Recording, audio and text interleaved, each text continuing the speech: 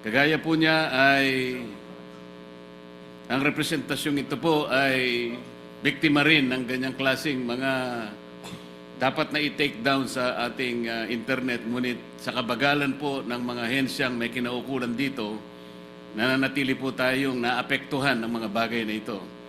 Ang binabanggit ko po ay yung ating tinake up kanina, Mr. President, na kung saan ay isa sa inyong panukalang batas ay ating na-discuss. At kagaya nga po ng aking naibahagi, Mr. President, ako po ay naging biktima ng napakaraming fake news na sa ngayon ay nabibilang na, may panglima na po. Kagaya po ng frustrations ng ating kasama, Mr. President, yung dalawa po ay ginawan namin ng paraan lang, Mr. President. Ibig sabihin, kagaya ng ating kasama, Senator Rapi, ang opisina niya ang mismong nag-initiate. Inabot yata ng halos 1 linggo bago niya ma-take down yung mga bagay na gusto niyang maalis.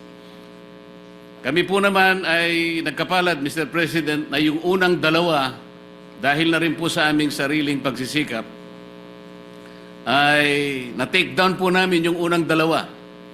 Yung pangatlo po ay napababa namin, na-demote namin, ibig sabihin, nandun pa rin sa internet, pero kukunti na lang ang nakakakita. Hopefully sana ay ma-take down din yon. Meron pa pong dalawang natitira na yan po ang aming pagsisikapan na maalis sapagkat nagsisilbi pong pandaraya at panlilinlang sa ating mga kababayan. Gusto ko pong i-congratulate ang ating kasama sapagkat sa kanyang sariling initiative nagawa niya yon at alam ko ang kanyang frustrations kagaya ko rin. Kung hindi pa pala kami ay gagawa, Mr. President, kung ito pala iiwanan namin sa mga ahensya na may kinauukulan, ay magtatagal pa pala, kagaya po ng na-experience ng ating kasama, Mr. President. Paano po kaya kung hindi natin gagawin? If we will not fend for ourselves, at hahayaan natin ang mga ahensya na may pananagutan at may responsibilidad, na sana sila ang magsikap na gawin lahat ito upang sa ganun ay mailigtas ang lahat ng ating kababayan. Hindi lamang po tayo na kung minsan ay napaparatangan ng kung ano-ano nang dahil lamang sa mga maling, mga fake news na yan, na kung tawagin nga ngayon ay disinformation and misinformation. Gusto ko lang pong itanong siguro sa ating kasama, Mr. President, kayo po ay nagmungkahi na hamunin nyo ng resignation yung mga opisyal na may kinalaman dito. Yun din po ba ang suggestion niyo po sa mga mabagal na opisyalis ng mga hensya po na may kinalaman sa pag-take down ng mga fake news, Mr. Senator? Opo, Mr. President, I agree with you totally. Pero sa kaso ko po kasi, dekada na yung isang produkto, 12 years na hindi pa mapa-take down sa mga online platform ng FDA, yung iba ilang taon, yung iba ilang buwan na, hindi po ma-take down ng FDA, kaya talagang sobrang ang frustration ko po, kaya nag-challenge na po ako sa FDA Director himself and then sa DOH Secretary na kung after 1 week magagawa ko, in 7 working days magagawa ko mag-resign si FDA Director, pumayag naman si Secretary Herbosa, DOH Secretary, na kung saan sa ilalim po, napapalim po ang FDA.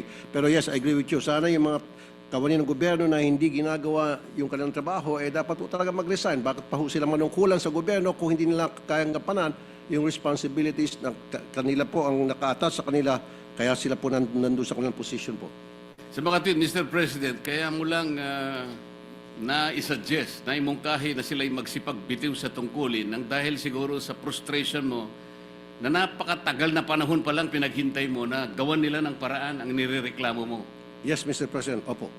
Ako naman po halos 2 buwan pa lang, Mr. President, kaya makakapagpasensya po ako. Ngunit kapag inabot po ito na 6 months, palagay ko po ikokopyahin ko na po yung ginawa ng ating kasama, Mr. President.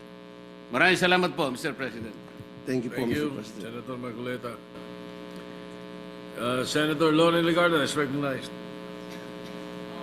Thank you, Mr. President. I would like to associate myself with the sponsor on being vigilant over the incompetence and corruption in government, in the executive department, especially these agencies of government. Would a good sponsor, gentlemen, yield to some questions that will enlighten me so that we can find the solution to this problem of, how do you call it, unregulated, unauthorized selling of drugs and other products? Yes, Mr. President. Thank you. How many, can you enlighten me, how many of these products are being sold without FDA approval, Mr. President? Hundreds of them, Mr. President. And from what I heard from your interpellation, it's not a few days, weeks, or months. It's been years, Mr. President. Yes, And- Mr. President. There is this product na 12 years na po na nasa merkado at sabi ko nga po yung meron po itong halong amphetamine at we know naman kung ano itong amphetamine, anong side effect na dulot nito dahil ito po isang cup sa shabu. Hindi mapa-take down ng FDA at may mga products naman na nasa kanilang advisory na winawarning ang publiko na it's not fit for human consumption. Therefore, do not buy. Years, meron pang buwan, hindi po nila mapa-take down, but I was able to take it down with just two staff lang ginamit ko, dalawang staff ko lang ginamit, napa-take down po agad namin in Yes. 7 working days. Thank you, Mr. President. May I know, ano po ang naging dahilan sa inyo ng FDA at ng DOH nung plenary at saka sa inyong mga follow-up kung bakit hindi nila kayang ipa-take down, sa kayo po ay ilang araw lang na pa-take down Opo. nyo sa inyong staff? Well, ang sagot po ng FDA, 800 lang daw po ang tao nila, kulang pa po raw. Samantalang 2 tao ko lang po ang gumawa ng aksyon para mapa-take down yung mga produkto na sabi nila, wag tangkilikin. Ngayon po, anong produkto po yun na napa-take down ng inyong opisina na ilang taon pong hindi mapa-take down ng FDA? Yung pong Hokkaido Slimming Pills, Ito yung sabi nyo merong amphetamine content. amphetamine content na Since January Yes. 2013 pa po ito. yung amphetamine ba ay ingredient ng shabu? Opo, mapanganib po yan. Wow. At nag-check na po kami sa mga medical experts. So kung hindi po nyo tinake down, binebenta po sa Pilipinas na walang FDA approval, in fact, bawal na substance off the counter. Yes, Mr. President, meron ng warning ang FDA yung sa risk ng pag-take nitong pills, slimming pills na ito. Yung Hokkaido Slimming Pills, since January 8, 2013 pa sila nagbigay ng advisory ng warning. And yet they weren't doing anything kasi 800 lang daw mga tao nila kaya kulang daw. Ngayon po, may binebenta ba ho sa mga drugstore at sa mga tindahan at online pa ng produktong yan na merong amphetamine na sabi nyo ingredient sa shabu? Sa online po, tinawagan namin yung mga malalaking online platform tulad ng Shopee, Lazada, at saka TikTok. Yeah. At yung tatlo po, nag-oblige naman, tinake down nila. Pero meron pa ata siguro sa mga ilan-ilan na mga liliit na online platform, meron din siguro dyan sa mga tindahan, sa Binondo, na hanggang ngayon malamang ay nagbebenta pa rin. Which I've been telling FDA, meron naman silang tao, 800, I think that's too much. A lot na yan, dapat meron silang monitoring unit. After makapag-issue sila ng advisory, i-monitor kung nabibenta pa rin ba sa mga merkado at meron naman din silang enforcement unit, armed, na pwedeng mag-conduct ng raid. And they can do that, but they're not doing it. Mr. President, ito bang mga produktong ito ay Philippine-made or imported? These are imported, Mr. President. Imported. Paano po nakakapasok dito at dapat by now, hindi lang yung pagbebenta po sa online or sa mga drugstores or tindahan, pero hindi dapat nakakapasok at all kung ito'y pinapagbawal na mga, would you consider them gamot, vitamins? Anong tawag po sa mga produktong ito? Smuggled siguro yan, Mr. President. It's either sa pier or sa airport. But most likely, I think, pwede na siguro through our international airports. Napapasok po yan. Tama po kayo. Dapat meron ding coordination ang FDA sa Bureau of Customs para warningan yung mga Bureau of Customs personnel pag nakita itong mga produkto na ito kumpiskahin at sunugin, etc., which they're not doing, Mr. President. Tama po kayo. So now, hindi lang po isang ahensya ng gobyerno, hindi lang po FDA which is under DOH, pati na Bureau of Customs. Kasi yung pagbebenta ay isang bagay, yung pagmamonitor, and that shows the seemingly the incompetence of FDA na hindi nila magawa yung nagawa po ng inyong tanggapan, bakit ko po nakakapasok kung imported naman ito, right? Smuggling nga, Mr. President. Yes, so we should, and how many other products are in this same... Well, in fairness of Bureau of Customs, Mr. President, maybe the Bureau of Customs wasn't informed by FDA na these are the products na dapat bantayan ninyo pag pumasok to, kumpiskahin ninyo, etc. I don't think FDA did just that, Mr. President. Mr. President, ito po ay hindi rehistrado dahil ba ho na pagbawal dahil nga sa maling o masamang ingredient, or hindi po sumunod lang ng proseso, at kung susunod ng proseso ay maaring mabigyan ng permiso? Dalawa po, Mr. President. Thank you for bringing that up. Number one, siguro sa ginawa nilang investigasyon o nakarating sa kanilang impormasyon na mapanganib po ito sa kalusugan, kaya huwag yung tangkilikin. And then number two, maaring safe yung product, hindi lang ma-register because alam na natin bakit ayaw i-register, dahil nga po kulang sa lagay o walang lagay at all, kaya iniipit po ng FDA. So ang ginagawa nila, habang wala pa silang hindi pa registered, binibenta nila sa merkado. So unregistered ang tawag noon. Meron din advisory yon. So ngayon, imbis na i-raid nila, kasi hindi registered ulihin nila, piskahin nila, wala po silang ginagawa. Maybe, nalagyan na sila. So, Mr. President, this is just one example. FDA, I mean.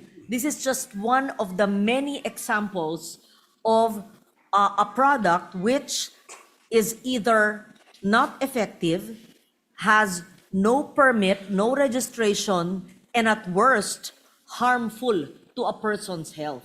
Sigurado ako, may mga naapektuhan nito adversely, may mga harmful effects na nagsumbong sa inyong tanggapan o sa inyong popular na YouTube program. Thank you, Mr. Sigurado President. ako, marami nang nakaka-apekto dito. May I know what are the effects that you know for those who have taken this unregistered products? Well, some products unregistered na sinasabi ng FDA sa warning nila ay huwag tangkaling dahil mapanganib, it may cause cancer, cause bleeding, it may cause neurological side effect, etc., and all those health risks na pwedeng mangyari doon sa magtitake ng sinasabi nilang mapanganib na produkto. Mr. President. Isa lang po ito. Ilan pa po ang mga similarly situated na mga produkto na harmful sa ating kalusugan na hindi dumaan sa proseso at walang FDA permit? At pangatlo ay laganap pa rin maski pinagbawal na. Yes, Mr. President, thank you for that question. Kasi, Mr. President, what we did, pumunta kami sa website ng FDA and then tinignan namin isa-isa kung ano yung mga products na nagbigay sila ng warning na unregistered, mapanganib, kaya mag-ingat, etc. Inisa-isa po namin yan, and then lahat po yun pinadala namin sa Shopee, kasi tinignan namin Lazada and TikTok. And fortunately, these companies nag-oblige naman, pinagbigyan kami at tinake down after na sulatan namin. Sila. May I suggest that maybe you've done it already because of your very wide viewership, 30 million in your social media platform in YouTube. Kung ilagay po nyo yung mga produkto at yung masamang epekto sa kalusugan, at kung sabihin nyo may ingredient dyan na nasa shabu din ay makakasama sa tao, because hindi lahat ay merong ganyang impormasyon, ay maaring mawarningan ang mga taong bibili pa ng mga produktong yan kasi lagana pa po sa merkado. So while government is not acting urgently on a health issue or a health emergency by taking away access to harmful health products, I think information so that to scare the people huwag niyong tatangkilikin ito dahil ito'y hindi lamang illegal, kundi masama sa inyong kalusugan. Because as we speak, people may be buying it. Baka may nagsasabi, ito slimming, ito makakaganda sa'yo, tapos makakasama sa kanilang kalusugan. Yes, Mr. President, thank you. Pinost ko po yun, yung mga product na sabi ng FDA na mapanganib tulad ng Hokkaido Slimming Pills sa Facebook account ko. Pero ang akin pong advice sa lahat ng makakapanood nito, makakarinig sa atin ngayon, i-check nyo po ang website ng FDA. Nandun po yung complete list ng mga sinasabi nila ang registered products, mga products na dapat hindi tangkilikin. All they need to do is go to that website at makita nila kung yung bang binibili nila, ginagamit nila araw-araw ay nandoon ba o wala. Pag wala doon, then ibig sabihin safe. Pag nandoon, then wag niyong tangkilikin. Kasi yung pong sabi ng FDA. Or, some of these products, safe naman talaga dahil walang lagay, pwede rin pong nilalagay na lang doon. Warning. Ngayon, pag nagbigay na, o di, papabayaan na lang FDA. Alisin na nila buburahin na nila sa kanilang advisory. Kasi nakapaglagay na eh. Mr. President. That's also dangerous, Mr. President, dahil hindi base sa siyensya o sa tamang datos, kundi dahil sa korupsyon, kaya nawawala sa listahan or nalalagay sa listahan. Yes, Mr. And President. I join that's possible. Your Honor in calling for FDA to shape up. I know there's a new FDA head, Attorney Paulo Teston. Siya ba ang sumagot ng mga tanong ninyo nung plenary session natin sa budget? No, Mr. President, he wasn't here at that time, but his Alipores, or his minion, was present at that time. But I was able to talk to Secretary Herbosa. That's where I posed my challenge to him during that budget hearing. And Secretary Herbosa said, challenge accepted. Kasi sabi ko, paano kapag hindi pa take-down ni, anong pa, Deston? Ni Paulo Deston, itong mga unregistered products, ang mga products, sabi mo, dangerous for years and months. Kung mapatake doon ko in 7 working days, I think I repeated it twice. Pag-resignin mo ba yung FDA Director General mo? And he said, yes. Kaya nga po, sinisingil ko na ngayon si Secretary Bosa na pag-resignin na po si Deston dahil inutil naman po talaga.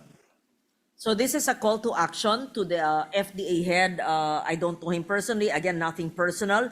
Attorney Paulo Teston, to Secretary Herbosa as well, and all other government agencies who are not doing their job, who are instead causing harm to the Filipino people because of their inaction or because of possible and alleged corruption, because of government inefficiency, and because of this complacency in implementing all the pertinent rules and laws that we honor. Yes, Mr. So I President. join Your Honor in making that call.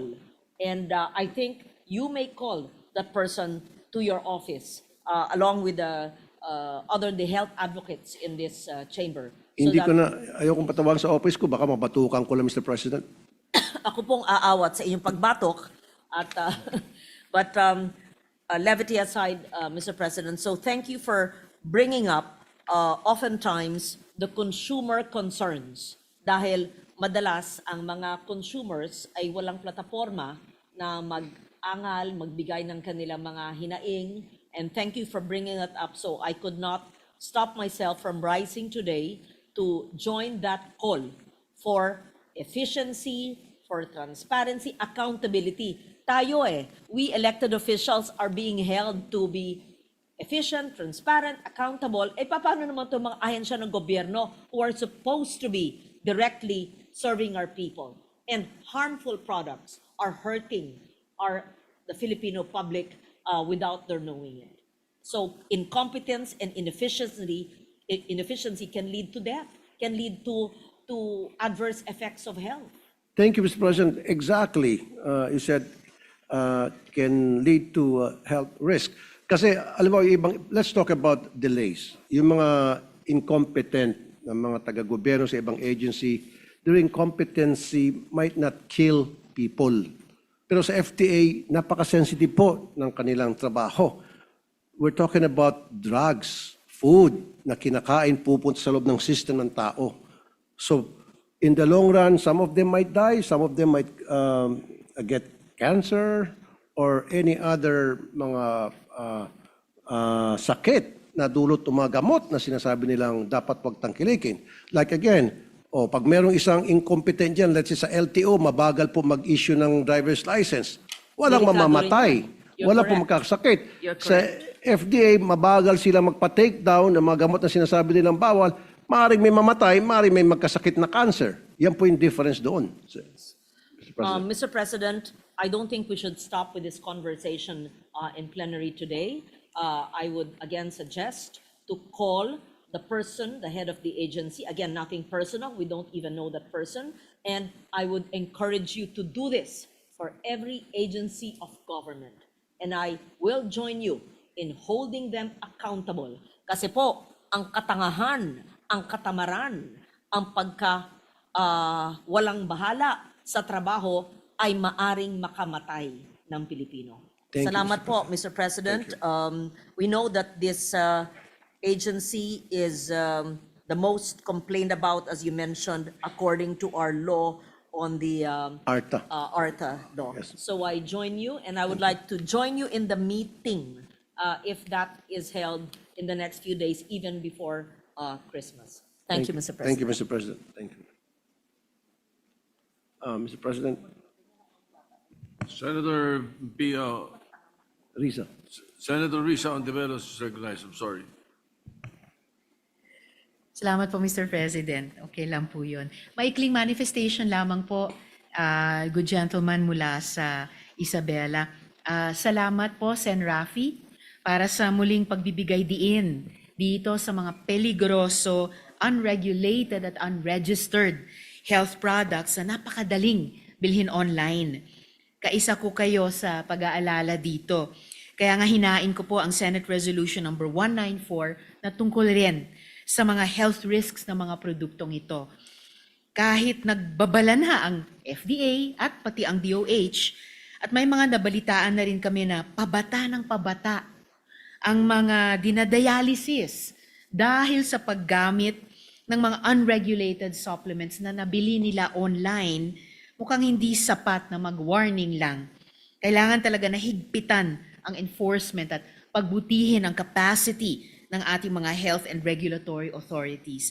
Asahan niyo po na ang Committee on Health and Demography ay iimbestigahan itong issue na to in aid of legislation upang palakasin ang regulasyon at proteksyon sa kalusugan at karapatan ng ating mga mamamayan. Salamat po muli sa good gentleman. Salamat po, Mr. President. If I may, Mr. President, already filed a resolution number 189 directing the Senate Committee on Health and Demography to conduct an inquiry in aid of legislation into the failure of the Food and Drug Administration to enforce regulations against the sale of unregistered and unsafe products online and in stores. At saka isa pa, Mr. President, may dagdag ko, many months ago, kumalat po yung bentahan ng vape sa online na marijuana na wala pong ginawa ang FDA.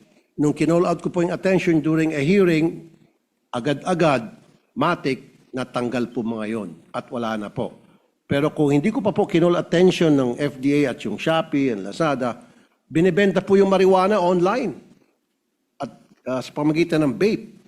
Kaya dito talaga makikita na sobrang inutil ng FDA. President, thank you po. All right, thank you.